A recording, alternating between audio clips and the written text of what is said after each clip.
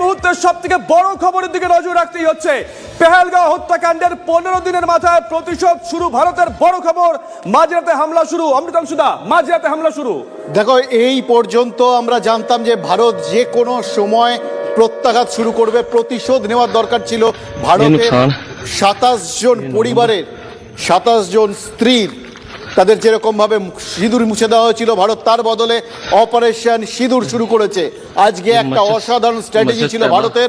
ভারত প্রাথমিকভাবে বলেছিল আজকে যে সাধারণ মানুষের জন্য মক ড্রিল শুরু হবে, কিন্তু সবাই যখন ভেবেছিল মক ড্রিল মানে হচ্ছে এরপর ধাপে ধাপে ভারত কিছু করবে, সেই সময় মাঝরাতে ভারত একযোগে হানা দিয়ে পাক অধিকৃত কাশ্মীরের 9টা জায়গায় সমস্ত রকম পাক যতগুলো জঙ্গি ঘাঁটি ছিল সব গুড়িয়ে দিয়েছে। জৈশ, লস্কর সবার ঘাঁটি গুড়িয়ে দিয়েছে। শুভজিৎ, আমরা নন স্টপ কভারেজ দিচ্ছি, টিভি9 বাংলা নন স্টপ কভারেজ। ছবি একবার দেখুন, এক্সক্লুসিভ যে ছবি আমরা দেখাচ্ছি, ভারতের অপারেশন সিঁদুর এক্সক্লুসিভ ছবি টিভি9 বাংলার পর্দায়। পর পর একের পর এক মিসাইল আছড়ে পড়ছে পিওকেতে, একের পর এক জঙ্গি ঘাঁটি ধ্বংস হচ্ছে। অমৃতাংশুদা যে কথা বলছিল, একই সঙ্গে অমৃতাংশুদা এয়ার স্ট্রাইক এবং সার্জিক্যাল স্ট্রাইক একই সঙ্গে এবং রাফাল একের পর এক উড়েছে এবং ধ্বংস করে দিয়েছে। পাকিস্তান কোনো রকম বোঝার আগেই, প্রতিরোধ গড়ে তোলার আগেই তারা যখন দেখেছে তখন দেখেছে তাদের জঙ্গি ঘাঁটিগুলো ধ্বংস হয়ে গেছে। এইখানেই এই ভাওয়ালপুরে জৈশের মূল ঘাঁটি, এখানে মাসুদ আজাহার 1999 থেকে ঘাঁটি গেড়ে বসে আছে। এই জায়গাগুলোই আসলে হচ্ছে লঞ্চিং প্যাড, এগুলোই হচ্ছে জঙ্গিদের ধাত্রীভূমি। এখান থেকে একের পর এক জঙ্গি টিমকে ভারতে পাঠিয়ে নাশকতা চালিয়েছে পাকিস্তান, এবং সেইটাই জবাব দেওয়া শুরু করেছে। এবং এই অপারেশন সিঁদুরের পুরো অপারেশনটাকেই মনিটর করছেন প্রধানমন্ত্রী নরেন্দ্র মোদী স্বয়ং। আমরা রাত্রিবেলায় যখন 1:45 এই আক্রমণ শুরু হয়, তারপরেই রাজনাথ সিং আমাদের প্রতিরক্ষা মন্ত্রী তিনি জানিয়ে দেন টুইটারের মাধ্যমে, ভারত মাতা কি জয়। শুধু এই ছোট্ট শব্দবন্ধ এটাই বুঝিয়ে দেয় ভারত ঠিক কি মানসিকতা নিয়ে ঝাঁপিয়ে পড়েছে জঙ্গিদের ওপর। সমস্ত জঙ্গিকে ধ্বংস করে দেওয়াই এই মুহূর্তে ভারতের সব থেকে বড় লক্ষ্য। এবং যে মুহূর্তে শুভজিৎ ভারত এই আঘাত হানতে শুরু করেছে, গোটা বিশ্বে কিন্তু হইচই পড়ে গেছে। ট্রাম্প আজকে নিজে অলরেডি বৈঠকে বসে গেছেন, হয়তো সাংবাদিক সম্মেলন করবেন, এবং ইতিমধ্যেই পাকিস্তানের সঙ্গে আমেরিকার তরফ থেকে কথা বলা হচ্ছে। একই সঙ্গে আমাদের নিরাপত্তা উপদেষ্টা অজিত দোভালের সাথে আমেরিকা কথা বলেছে। একদমই অমৃতাংশুদা, এই মুহূর্তে আমাদের সঙ্গে দুজন সহকর্মী রয়েছেন, জ্যোতির্ময় রয়েছেন এবং রয়েছেন সায়ন্ত। জ্যোতির্ময়ের কাছে আগে যায়। জ্যোতির্ময়, 5টা 1 আপডেটটা নিয়ে নেই। দেখো, এই মুহূর্তে যে খবর আমরা পাচ্ছি তা কিন্তু সেনাবাহিনীর তরফে চরম তৎপরতা শুরু হয়ে গিয়েছে এলওসি বরাবর যাবতীয় প্রত্যেকটা ইনস্টলেশন সিকিউর করার জন্য। তার কারণ পাকিস্তানের তরফ থেকে যে কথা জানানো হয়েছে, তারা একদিক থেকে হামলার কথা, প্রত্যাঘাতের কথা সম্পূর্ণভাবে তারা স্বীকার করে নিয়েছে, এবং তাদের দাবি যে এক্ষেত্রে তারা ভিকটিম, অর্থাৎ সাইবার শরীফ তিনি নিজে বিবৃতি দিয়ে জানিয়েছেন যে তাদের লোকালয়গুলিতে হামলা চালানো হয়েছে এবং সেক্ষেত্রে তাদের পাল্টা প্রত্যাঘাত করার সম্পূর্ণ অধিকার রয়েছে। কিন্তু ভারত ক্যাটেগরিক্যালি জানিয়ে দিয়েছে যে তারা শুধুমাত্র যে সমস্ত টেরর হাইড আউটগুলি রয়েছে সেগুলিকে টার্গেট করেছে, কোনো সিভিলিয়ানকে টার্গেট করা হয়নি, কোনো আর্মি ইনস্টলেশনকে টার্গেট করা হয়নি। যে খবর আমরা পাচ্ছি যে গতকাল রাত্রি 8টার পর থেকে প্রধানমন্ত্রী নরেন্দ্র মোদী তিনি লাগাতার কেন্দ্রীয় স্বরাষ্ট্রমন্ত্রী অমিত শাহ, ডিফেন্স মিনিস্টার রাজনাথ সিং এবং জাতীয় নিরাপত্তা উপদেষ্টা অজিত দোভালের সঙ্গে লাগাতার বৈঠক করেছে, এবং তার পাশাপাশি 3 বাহিনীর প্রধানের সঙ্গে লাগাতার বৈঠক হয়েছে। এবং এই মুহূর্তে যে খবর আমাদের কাছে আসছে যে শ্রীনগর এয়ারবেস সম্পূর্ণভাবে সুরক্ষিত রয়েছে, আপাতভাবে সেই খবর আমাদের কাছে এসে পৌঁছেছে। তবে এয়ার স্পেস বন্ধ করা হয়েছে সমস্ত সিভিলিয়ান ফ্লাইটের জন্য। এবং যে খবর আসছে যে শুধুমাত্র কাশ্মীর নয়, তার পাশাপাশি রাজস্থান, গুজরাট, অর্থাৎ যে জায়গাতে পাকিস্তানের সঙ্গে আমাদের সীমানা রয়েছে ঠিক সেই জায়গাতে সঙ্গে থাকো। জ্যোতির্ময়, আসবো তোমার কাছে। অমৃতাংশুদা, জ্যোতির্ময়, সায়ন্ত 2 সহকর্মী রয়েছে। জ্যোতির্ময় আপডেট দিচ্ছিল কাশ্মীর ঘুরে। তার আগে আমি এই মুহূর্তে তোমার শুভজিৎ একটা ব্রেকিং দিই। এই মুহূর্তে আমরা যে খবরটা পাচ্ছি, পাকিস্তান তারা ঢোকার চেষ্টা করেছিল, এখন তারা একটুখানি গুছিয়ে তারা চেষ্টা করেছিল ভারতীয় সীমানা পেরোতে, কিন্তু পাকিস্তানের F-16কে ভারতের মিসাইল আঘাত করে পাম্পোরের কাছে, কাশ্মীরের ভেতর পাম্পোরের কাছে ভেঙে পড়েছে পাকিস্তানের F-16। অর্থাৎ তারা হামলার সামলানোর চেষ্টা করার শুরুতেই পাকিস্তান কিন্তু ধাক্কা খেলো ভারতের কাছে। ভারতের সমস্ত এয়ার ডিফেন্স সিস্টেম অ্যাক্টিভেট করা হয়েছে, X-400 যে ভারতের যে সিস্টেম অ্যাডভান্স সিস্টেম সেটা অ্যাক্টিভেট করে দেওয়া হয়েছে এবং ভারতের সমস্ত বিমান ঘাঁটিতে এখন অ্যালার্ট জারি করা হয়েছে। রাজস্থান সীমান্ত থেকে ইতিমধ্যেই ভারতীয় বিমান উঠতে শুরু করেছে। ফলে যত পাকিস্তান তারা এখন কোন মানে এমনিতে পাকিস্তান লন্ডভন্ড অবস্থা, হাসপাতালের সামনে ভিড় এবং ওখানে তারা এখন ত্রাই রব, কিন্তু তার মধ্যেও তারা যেটুকুনি তারা এখন বলছে অপারেশন সুহাগরাত করবে তারা, সেইটা বলে পাকিস্তান যে চেষ্টা করছে সেটাকে ভারত কিন্তু শুরুতেই ধাক্কা দিল। শুভজিৎ, একদমই তাই। সায়ন্তর কাছে যাই। সায়ন্ত, অমৃতাংশুদা যে কথা বলছিল, দেখো আমাদের সেনারা অ্যাটাক করেছে পিওকেতে জঙ্গি লঞ্চ প্যাড গুলোতে, পাকিস্তানের সেটা গায়ে লেগেছে, পাকিস্তান সরাসরি অ্যাটাক করতে প্রস্তুত। যদিও অমৃতাংশুদা যে কথা বলছিল ভারতের তরফ থেকে শুরুতেই বুঝিয়ে দেওয়া হয়েছে ভাই ঢিল ছুড়লে পাটকেল খেতে হবে। সায়ন্ত, একদমই শুভজিৎ, তুমি দেখো আরেকটি কৌশলের কথা তোমাকে বলি। প্রত্যেক দেশবাসীকে যখন মক ড্রিল করতে বলা হচ্ছে, যে যুদ্ধের প্রস্তুতি নিতে বলা হচ্ছে, তার সেই কৌশলের মধ্যেই কিন্তু পাকিস্তান অধিকৃত জম্মু কাশ্মীরের জঙ্গিদের লঞ্চ প্যাডের উপরে হামলা করে ভারত। এবং শুধু ভারত সে প্রত্যাঘাতই করেনি, একই সঙ্গে তোমাকে বলে রাখি এয়ার স্ট্রাইক, গ্রাউন্ড স্ট্রাইক দুটো একসঙ্গে হয়েছে, যে কারণে পাকিস্তান কিন্তু বুঝে ওঠার আগেই যাবতীয় লঞ্চ প্যাড 9টি জায়গায় মিসাইল অ্যাটাক এবং লঞ্চ প্যাডগুলো সম্পূর্ণ তছনছ হয়ে গিয়েছে। পাকিস্তান কিন্তু সম্পূর্ণ দিশারা হয়ে পড়ে যখন একের পর এক মিসাইল এসে আঘাত হানে সবকটি লঞ্চ প্যাডে। স্বাভাবিকভাবেই পাকিস্তানের তরফ থেকেও মিসাইল অ্যাটাক করা হলেও ভারতের এয়ার ডিফেন্স সিস্টেম এতটাই অ্যাক্টিভ থাকে এবং এতটাই সক্রিয় ছিল যে কোন রকম বড়সড় আঘাত ভারতের উপর পড়েনি। একই সঙ্গে তোমাকে জানিয়ে রাখি, শুধু F-16 নয়, JF যেটা পাকিস্তানকে দেওয়া হয়েছিল চীনের তরফে, সেই JF-17ও ভেঙে পড়েছে ভারতে। অর্থাৎ দুটি যুদ্ধ বিমান, পাকিস্তানের যেটা দুটো শক্তিশালী যুদ্ধ বিমান, সেই দুটো যুদ্ধ বিমান কিন্তু ভেঙে পড়ার খবর ইতিমধ্যেই ভারতীয় বায়ুসেনার তরফে জানানো হয়েছে। এবং এই অস্ত্র অর্থাৎ ভারতীয় সেনা যেভাবে আজকে একের পর এক স্ট্রাইক করেছে পাকিস্তানের ওপরে, তারা রীতিমতো হতভম্ব হয়ে যায় যে কোথা থেকে সামলাবে। একের পর এক মিসাইল উড়ে আসতে থাকে ভারতের দিক থেকে। আর সেই ঘটনার পর কিন্তু LOC এলাকায় অর্থাৎ নিয়ন্ত্রণ রেখে এলাকায় পরপর গোলাগুলি শুরু হয়ে যায় এবং সেই গোলাগুলি ভয়ঙ্কর আকার নেয় বলে ইতিমধ্যে সেনা সূত্রে খবর। যদিও সেনার তরফে এও জানানো হয়েছে যে পাকিস্তানের প্রত্যাঘাতে বেশ কয়েকজন সিভিলিয়ান অর্থাৎ সাধারণ মানুষের মৃত্যুর খবর আসছে। সেক্ষেত্রে কিন্তু সেটা কোথায় হয়েছে সেটা এখন নির্দিষ্ট করে জানায়নি। তবে ভারতের দিক থেকে যে প্রত্যাঘাত হয়েছে তাতে পাকিস্তানের একাধিক লঞ্চ প্যাড, একাধিক এলাকা, জঙ্গি ঘাঁটি সব তছনছ হয়ে গিয়েছে, যেটা ভারতের অন্যতম সাফল্য বলে ইতিমধ্যে সেনাবাহিনীর তরফে জানানো হয়েছে। এবং শান্ত, আমি তোমাকে জানাবো যে আধ ঘন্টা অন্তর ভারত এয়ার স্ট্রাইক শুরু করে 1:45 পর এবং পর আঘাত হানে। একদিক থেকে সুখোই, অন্য দিক থেকে রাফাল, দুটো দিক থেকে তারা যখন তছনছ করে দেয়, পাকিস্তানের তরফে কোনো প্রতিরোধের জায়গা ছিল না। এবং সব থেকে বড় কথা, তারা এখনো বুঝে উঠতে পারছে না ঠিক কতগুলো জায়গায় কতগুলো জঙ্গি ঘাঁটি ভারত গুড়িয়ে দিয়েছে। শাহবাজ শরীফ পাকিস্তানের প্রধানমন্ত্রী, তিনি যে টুইট করেছেন তাতে তিনি জানিয়েছেন, এক্স হ্যান্ডেলে তিনি জানিয়েছেন 5 জায়গায় ভারত হামলা করেছে। অন্যদিকে পাকিস্তানের সেনাবাহিনীর তরফ থেকে জানানো হচ্ছে 3 জায়গায়, কিন্তু আমরা যা জানতে পারছি 9টা জায়গায় পাকিস্তানের পাক অধিকৃত কাশ্মীরের 9টা জায়গায় জঙ্গি ঘাঁটি, সেটা জৈশের হোক, লস্করে তৈবার হোক, সব গুড়িয়ে তছনছ করে দিয়েছে ভারত।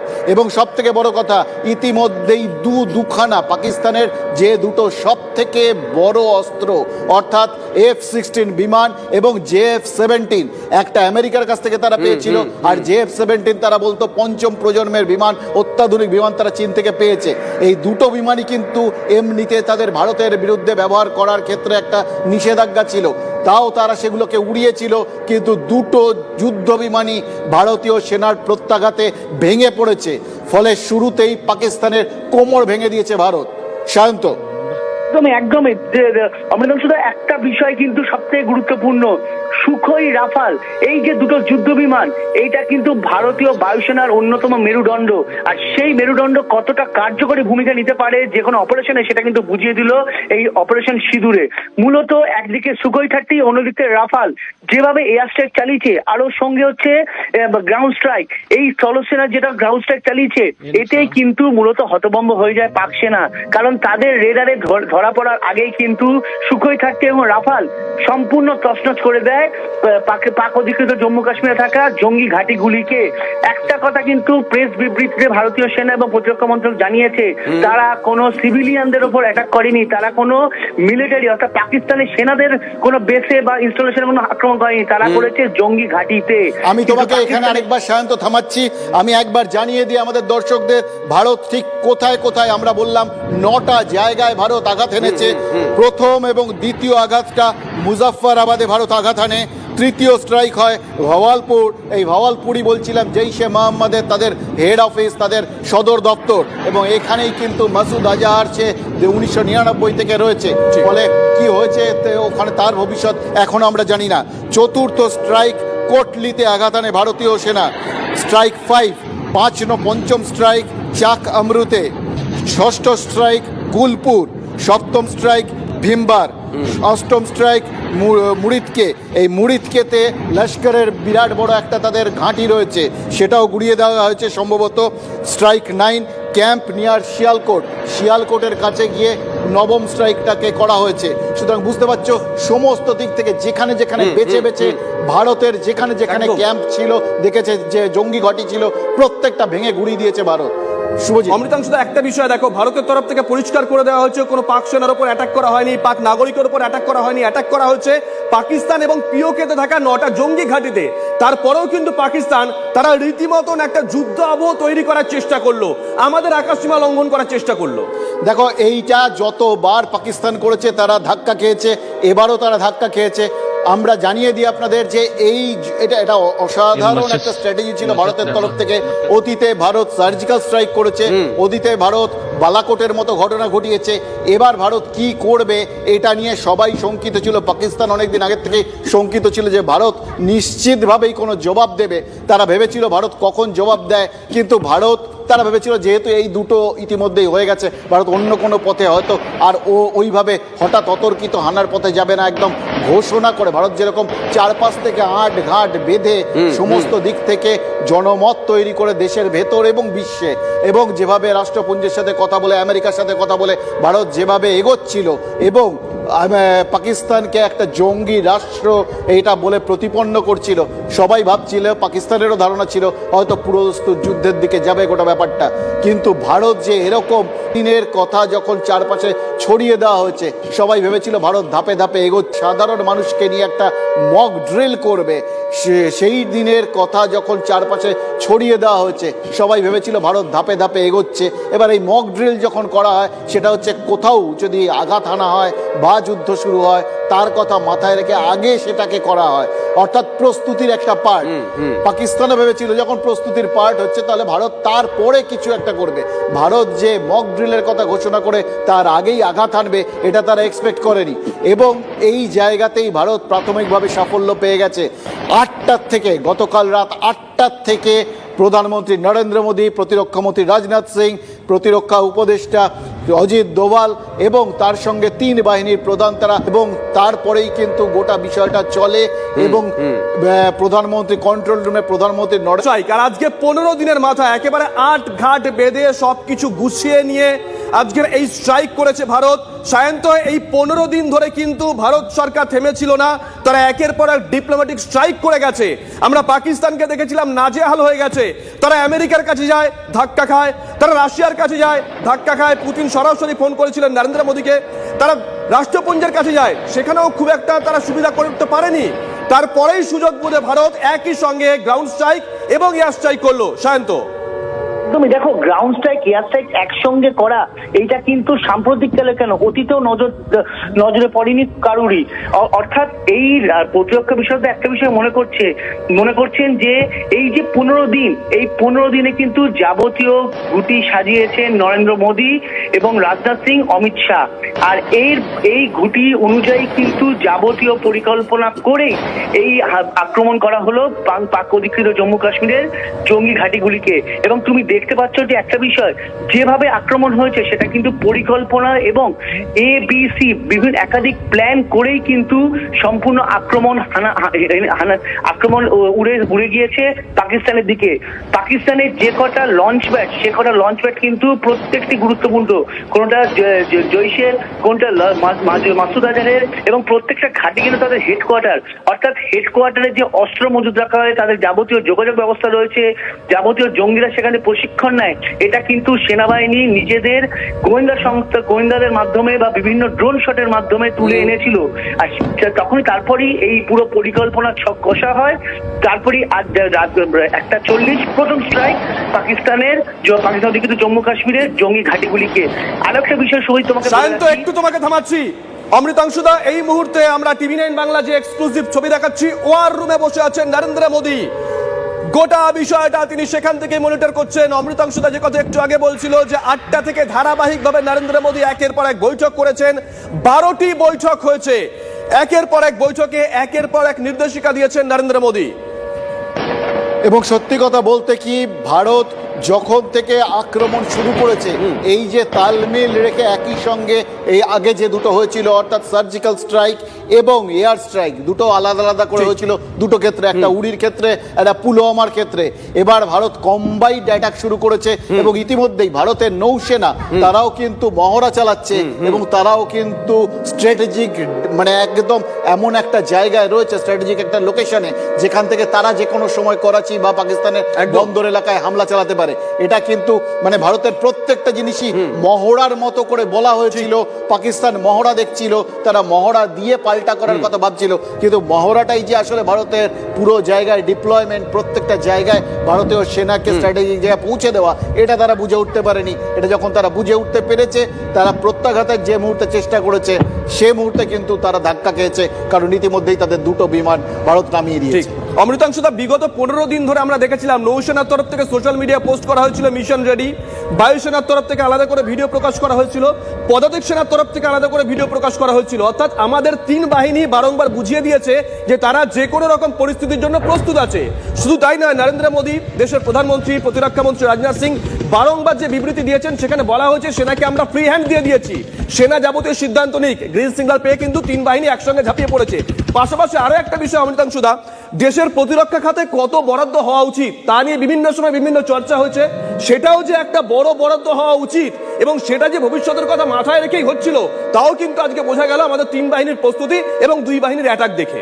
এবং সত্যি কথা বলতে কি, ভারত সাম্প্রতিককালে তাদের যে সেনাবাহিনীকে আপগ্রেডেশন করেছে এবং ভারত যে যে জিনিসগুলোকে সেনাবাহিনীতে নতুন নতুন করে জুড়েছে, অর্থাৎ রাফাল, অর্থাৎ সুখোই এবং S-400 এয়ার ডিফেন্স সিস্টেম, যেটা এয়ার ডিফেন্স সিস্টেমটা আপনাদের একটু জানিয়ে দিই, এটা এমনভাবে মিসাইল একটা সিস্টেম যেখানে যে মুহূর্তে তারা দেখা যাবে যে ভারতের দিকে কোনো বিপক্ষের মিসাইল বা বিপক্ষের কোনো উড়োজাহাজ এগিয়ে আসছে, সেই মুহূর্তে কিন্তু সেটা ভারতের সীমায় ঢোকার আগেই এই এয়ার ডিফেন্স সিস্টেম তার অ্যাক্টিভেটেড হয়ে যাবে। অটোমেটিক্যালি ঝাঁকে ঝাঁকে মিসাইল ছুটে যাবে এবং তাকে মাঝ আকাশেই ধ্বংস করে দেবে। এই এয়ার ডিফেন্স সিস্টেমেই কিন্তু ধ্বংস হয়ে গেছে পাকিস্তানের 2টি যুদ্ধ বিমান, এবং যার ফলে এখন পাক পাঞ্জাব এবং লাহোর সহ সমস্ত জায়গায় এখন পাকিস্তানের জরুরি অবস্থা জারি করা হয়ে গেছে। ভারতের তরফে শুধুমাত্র কিছু বিমানবন্দর, অর্থাৎ জম্মু, শ্রীনগর, লে, ধর্মশালা, এরকম কিছু বিমানবন্দর শুধু আপাতত উড়ান স্থগিত রাখা হয়েছে। ভারত এই মুহূর্তে গোটা বিশ্বকে জানিয়ে দিয়েছে, ভারতের তরফ থেকে অফিসিয়ালি গোটা বিশ্বকে জানিয়ে দেওয়া হয়েছে পহেলগামের প্রতিশোধ ভারত দিতে শুরু করেছে এবং ভারতের এই আক্রমণ জঙ্গিদের ওপর আক্রমণ, ভারত জঙ্গিদের জবাব দিচ্ছে। এবার পাকিস্তানের তরফ থেকে যা হবে বা যা করবে সেটা কিন্তু পাকিস্তান ভারতীয় ভূখণ্ডে ঢুকে ভারতকে আক্রমণ করার চেষ্টা করলে তারা কিভাবে যোগ্য জবাব পাবে সেটাও ভারত বুঝিয়ে দিচ্ছে। সায়ন্তর কাছে আবারও যাই। সায়ন্ত, জেডি ভান্স ট্রাম্পের ডেপুটি, তিনি তখন ভারতে ছিলেন যেদিনকে এই হামলা করার চেষ্টা করলে তারা কিভাবে যোগ্য জবাব পাবে সেটাও ভারত বুঝিয়ে দিচ্ছে। সায়ন্তর কাছে আবারও যাই। সায়ন্ত, জেডি ভান্স ট্রাম্পের ডেপুটি, তিনি তখন ভারতে ছিলেন যেদিনকে এই হামলা ঘটেছিল, তিনি প্রত্যক্ষ করেছেন ভারতের মাটিতে থেকে। তারপরে আমেরিকার তরফ থেকে কড়া বার্তা, রাশিয়ার কাছে ফোন করা হলো পাকিস্তানের তরফ থেকে, রাশিয়া কোনো রকম কর্ণপাত করলো না। ঠিক তারপরেই পুতিন ফোন করলেন নরেন্দ্র মোদীকে, রাষ্ট্রপুঞ্জে গেল পাকিস্তান, সেখানেও খুব একটা সুবিধা করতে পারলো না। আজকে বহির্বিশ্বকে জানিয়ে দেওয়া হচ্ছে ভারতের তরফ থেকে যে আমরা জঙ্গি দমনে এই আক্রমণটা করেছি। শান্ত, তুমি দেখো রাশিয়া আমেরিকা প্রত্যেক কিন্তু সন্ত্রাসের শিকার, এমনকি ফ্রান্স তারাও কিন্তু সন্ত্রাসের শিকার।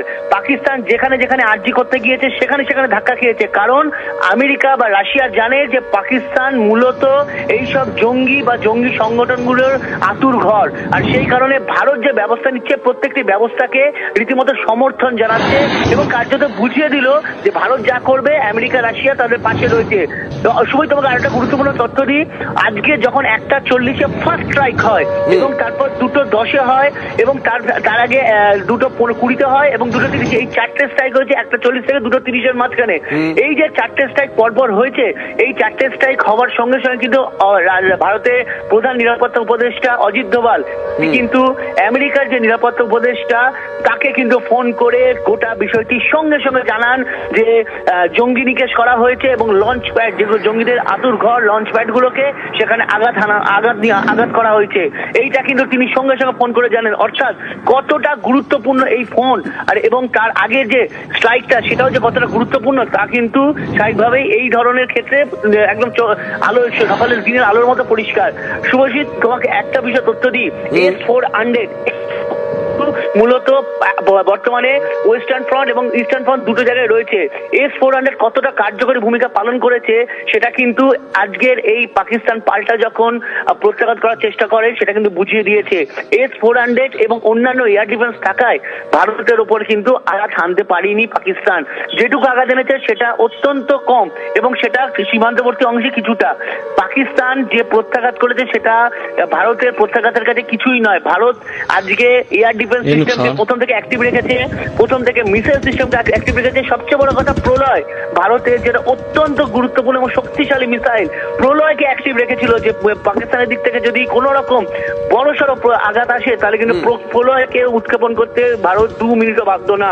এবং এখানে তোমায় আমি বলি সায়ন্ত, প্রলয় যদি ভারত এমন ভাবে, এটা অতীতে হয়েছিল পাকিস্তান যখন অভিনন্দন বর্তমানের সময়, যেটা আমরা জেনেছি যে যখন অভিনন্দন বর্তমানের সময় পাকিস্তান পাল্টা প্রত্যাঘাত করবে বলে তারা তৈরি হচ্ছিল, তখন ভারত একই সঙ্গে 9টা এরকম মিসাইল রেডি করে রেখে দিয়েছিল, যেটা পাকিস্তানের 9টা অঞ্চলকে পুরো গুঁড়িয়ে দিতে পারত।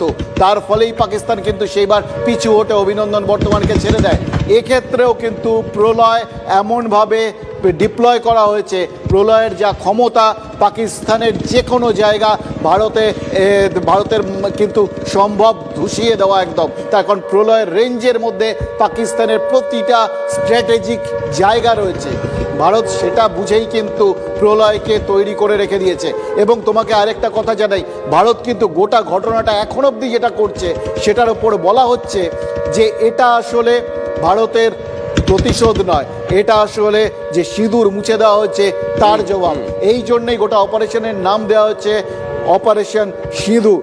এবং একই সঙ্গে ভারতীয় সেনার তরফ থেকে এক্স হ্যান্ডেলে যে প্রকাশ করা হচ্ছে, বার্তাটা দেওয়া হচ্ছে, তাতেও কিন্তু এই কথাই বলা হচ্ছে জাস্টিস সার্ভড, অর্থাৎ সুবিচার। যেটা ভারতের তরফ থেকে যা যা অন্যায় করা হয়েছিল ভারতের ওপর, ভারত তার জবাব দিচ্ছে। অমৃতাংশুদা এই মুহূর্তে আমাদের সঙ্গে রয়েছেন অবসরপ্রাপ্ত সেনাকর্তা কর্নেল দীপ্তাংশু চৌধুরী। কর্নেল চৌধুরী, অমৃতাংশুদার সঙ্গে আমি শুভজিৎ রয়েছি স্টুডিওয়ে।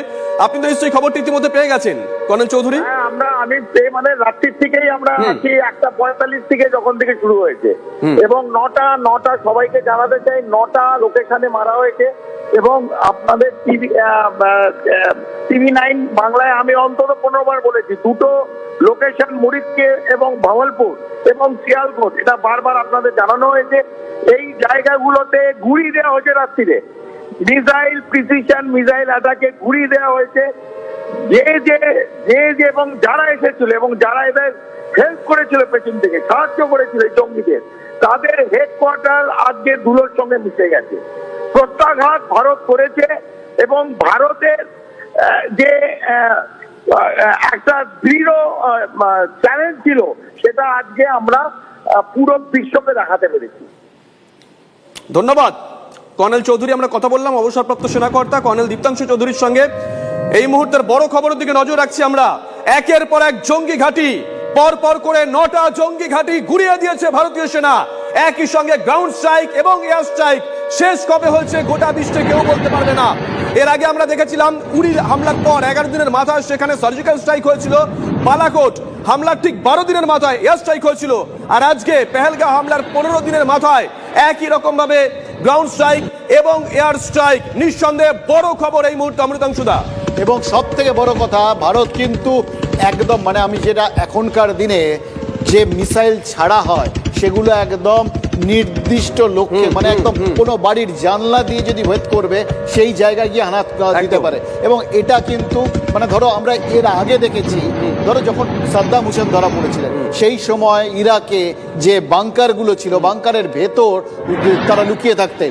এবার সেই জায়গায় প্রথম মিসাইল গিয়ে ফুটো করতো, আর সেকেন্ড মিসাইল সেই ফুটো দিয়ে ভেতরে ঢুকে আঘাত আনতো। মানে এই প্রিসিশনে চলে যাওয়া যেত সেই সময়। এখন তার থেকে আরো অনেক বেশি আধুনিকতা এসছে। এবং ভারত তারা কিন্তু আগের থেকে একদম পয়েন্ট আউট করে রেখেছিল, এটা যেটা বারবার ভারত বলছিল যে এই পাক অধিকৃত কাশ্মীরে এটা আসলে জঙ্গি ঘাঁটিতে পরিণত হয়েছে। এখানে পাকিস্তান একের পর এক জঙ্গি লঞ্চ প্যাড তৈরি করেছে, অর্থাৎ এখানে ট্রেনিং দেওয়া হয়, জঙ্গির আতুরঘর জঙ্গিদের তৈরি করে এখান থেকে ভারতে ঢোকানো হয় নাশকতামূলক কাজের জন্য। এবং এই জঙ্গিদের শিকার কিন্তু গোটা বিশ্ব। এবং ভারত ঠিক এটাই গোটা বিশ্বকে জানিয়েছে যে এই জঙ্গিদের বিরুদ্ধেই ভারত ব্যবস্থা নিচ্ছে এবং জঙ্গি ঘাঁটি গুড়িয়ে দেওয়া হচ্ছে। এবং সেই জন্য একদম নির্দিষ্ট মুরিদকা লস্করের ঘাঁটি, সেই এবং যে ভাওয়ালপুর এই জায়গাগুলো জৈশের ঘাঁটি, এই শিয়ালকোট, এই প্রত্যেকটা পাকিস্তানের একদম জঙ্গি ঘাঁটি হিসেবেই পরিচিত। এবং সেই জঙ্গি ঘাঁটিগুলোকেই আঘাত করেছে ভারত। একটাও অন্য কোনো মিলিটারি ডেস্টিনেশনে বা টার্গেটে ভারত আঘাত করেনি এখন অব্দি। প্রসেনজিৎ আমাদের সঙ্গে রয়েছেন, আমাদের সহকর্মী প্রসেনজিতের কাছে